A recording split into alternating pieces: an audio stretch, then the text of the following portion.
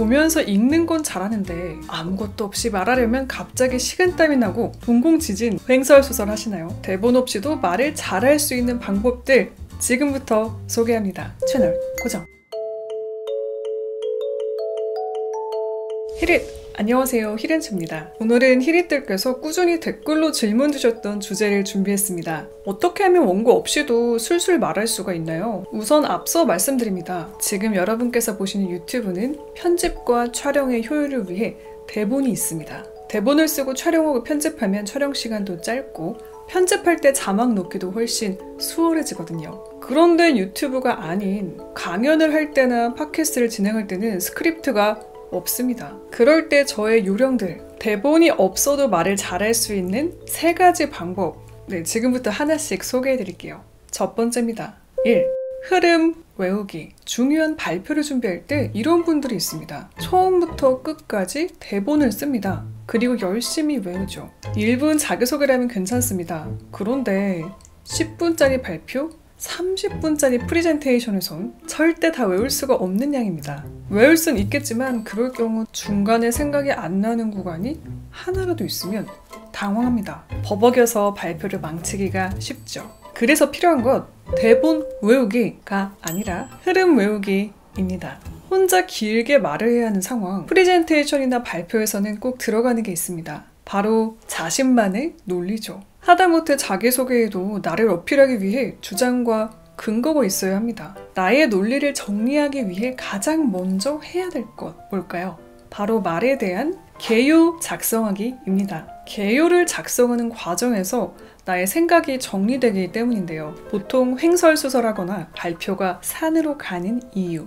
아직 나의 생각이 정리되지 않은 분야, 사안이기 때문이죠. 반대로 덕질하는 분야, 최에 대한 이야기를 하면요, 막힘없이 술술 이야기가 나오는 경우가 많습니다. 그만큼 평소에 많이 알고 있고 그에 대한 나의 의견이 확실하기 때문입니다. 원고가 없이도 막힘없는 이야기를 하려면 이렇게 덕질하듯 생각을 미리 정리하고 말을 하는 것이 좋습니다. 그래서 꼭 말을 하기 전 서러운 본론, 결론이든 근거 1, 2, 3이든 이 말에 대한 흐름을 만들어 두실 것을 추천드립니다. 제가 좋아하는 방법은 3가지인데요. 보통 많은 주장은 이 3가지 안에 정리가 됩니다. 하려는 주장의 근거를 3가지 혹은 본론의 내용을 3가지 정도로 한 줄씩 개요를 써보는 거예요. 제 영상 맨 마지막 정리의 시간에 1, 2, 3이 나오듯 말이죠. 이렇게 흐름을 짠 뒤 그 근거 3가지 1, 2, 3을 외우시는 거예요. 할 말은 합니다 속 내용을 제가 여러분께 소개해드린다고 해볼게요. 센스 있는 칭찬 대답법이에요. 이에 대한 근거를 먼저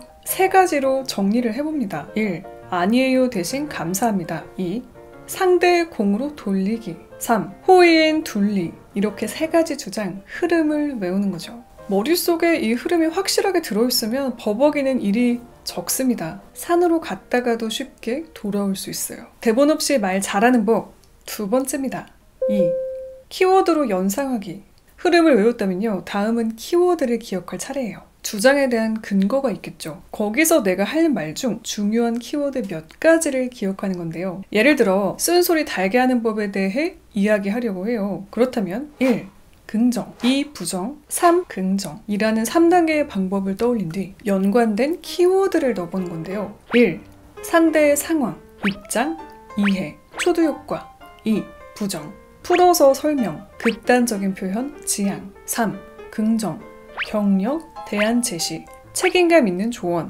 이런 식의 핵심 키워드를 정리해 머릿속에 넣어두는 거예요. 머릿속에 키워드를 넣었다면 다음으로 할 것이 있습니다. 바로 키워드를 보고 내용을 자동적으로 연상되게 하는 것인데요. 예를 들어 키워드가 상대의 상황, 이해예요. 부정적인 피드백을 해야 하는데 상대방의 입장에서 이해하는 말로 긍정을 하는 예시를 바로 연결해 설명을 할 수 있습니다. 이 키워드를 떠올려 바로 예시를 연결해 설명할 수 있게 됩니다. 상대에게 꼭 부정적인 이야기를 해야 한다면 다음에 3단계로 이야기하시는 것이 좋습니다. 1. 긍정, 2. 부정, 3.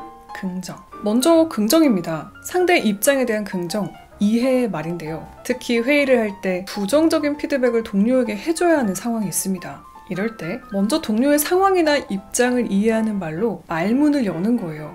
이런 식입니다. 이렇게 키워드를 떠올리면 아래 내용들이 쭉 연상이 되는데요. 이후 예시들까지 바로 떠오릅니다. 따라서 말을 하기 전 개요에 대한 키워드들을 떠올려 본 뒤 그 키워드에 맞게 내가 할 말의 내용, 예시를 떠올려보는 연습을 하시는 것이 좋습니다. 자, 그럼 여기서 질문이 있을 수 있어요. 저는 키워드 연상이 잘 안 되는데요. 어떻게 하면 바로바로 키워드의 내용이 연결될 수 있을까요? 그래서 준비했습니다. 다음 팁입니다. 대본 없이 말 잘하는 법 세 번째.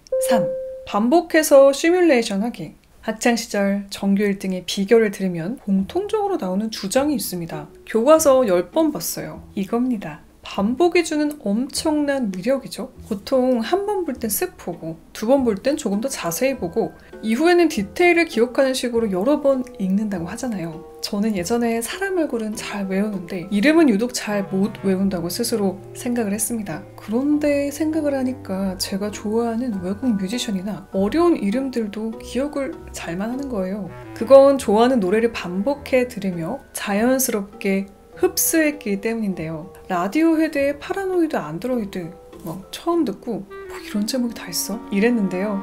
지금은 아무렇지도 않게 제목을 바로 말할 수 있습니다. 그만큼 반복은 엄청난 힘을 가져요. 여러 번 반복을 하면 기억 저장 창고는 더 강하게 오래 기억을 합니다. 말 역시 그렇죠. 제가 다양한 강의들을 할 때 강의에는 스크립트가 따로 없습니다. 이때 최소 3번의 시뮬레이션을 하게 되는데요. 먼저 무슨 말을 할지 내용 정리를 합니다. 텍스트로 개요를 짜요. 두 번째로 이미지를 넣고 프레젠테이션을 만듭니다. 만드는 과정 속에서 다시 한번 무슨 말을 할지 머릿속에 입력을 합니다. 세 번째로 프레젠테이션을 보면서 강의를 혼자 해봐요. 그럼 총 3번이겠죠. 내가 좀 자신이 없거나 어려운 주제일수록 더 많이 반복하셔야 합니다. 마치 외국어를 배울 때처럼 말이죠. 말도 반복해서 내 머릿속에 입력하시는 거예요. 이후 리허설을 통해 내가 어떤 부분에서 막히는지, 어떤 구간이 키워드 연상이 약한지 점검하며 다시 외우고 말을 해보는 겁니다. 리허설할 때 가장 좋은 방법 중 하나는요. 휴대폰 카메라로 내 모습을 녹화하거나 녹음기로 녹음을 해본 뒤 들어보시는 겁니다. 제 예전 영상 중 카메라 마사지에 대한 영상을 참고하시면 보다 더 자세한 연습법이 있으니 링크 걸어드릴게요. 특히 이렇게 내 모습을 모니터하면 나의 말 습관을 알게 됩니다. 내가 말을 할 때 특히 자주 반복적으로 사용하게 되는 표현이 있을 거예요. 이런 표현을 최대한 줄이고 같은 표현을 반복하는 것을 없애보는 거죠. 나도 모르게 그런 것 같습니다 라는 말을 자꾸만 쓰고 있어요. 그럼 그렇습니다, 입니다 라는 말로 다양화해서 말끝을 마무리하는 것처럼 말이죠. 자, 이렇게 오늘은요, 대본 없이도 말을 잘하는 구체적인 방법 3가지를 이야기해봤습니다. 정리하면 1. 흐름 외우기. 2. 키워드로 연상하기. 3. 반복해서 시뮬레이션 하기 였습니다. 마지막으로 말에 대한 고민이 많은 분들, 더 자신감 있게 발표하고 매력적으로 표현하는 방법들이 궁금하시다면요, 저의 책 할 말은 합니다도 읽어보시길 추천드립니다. 그럼 저는 인사드릴게요. 오늘도 채널 고정해주신 히릿, 내일도 최고길만 걸으세요. 안녕. 뿅.